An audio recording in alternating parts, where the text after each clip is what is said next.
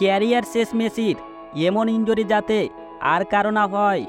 হঠাৎ লাইভে এসে কি বললেন মেসি, বিস্তারিত জানুন পুরো ভিডিও জুড়ে। কোপার ফাইনালে মেসিকে সম্ভবত এভাবে দেখতে চাননি কেউ। 65তম মিনিট পর্যন্ত মাঠে থাকলেও স্বাভাবিক খেলা খেলতে পারেনি মেসি। শেষ পর্যন্ত চোখে জল নিয়ে মাঠ ছাড়তে বাধ্য হন মহাতারকা ফুটবলার।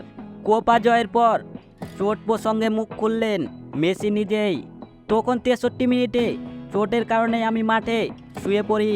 পরিস্থিতি বুঝতে পেরে দ্রুত মাঠে আসেন আমাদের চিকিৎসকেরা।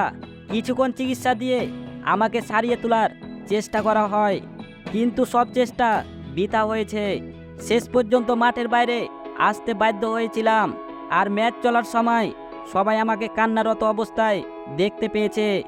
আমার ফুলে যাওয়া পায়ের ছবি সামাজিক যোগাযোগ মাধ্যমে ইতিমধ্যে ভাইরাল হয়েছে। এছাড়া আমি একটি পোস্ট করেছি যেখানে আমি লিখেছি, কোপা আমেরিকা শেষ হয়েছে।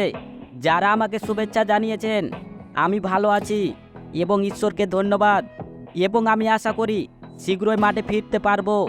আমি ফুটবল খেলাটা বেশি উপভোগ করি। আমাদের সবার যা লক্ষ্য ছিল সেটা আমরা জয় করতে পেরেছি। টিমারই আমাদের ছেড়ে চলে যাবে, তাই একটু বেশি খারাপ লাগছে।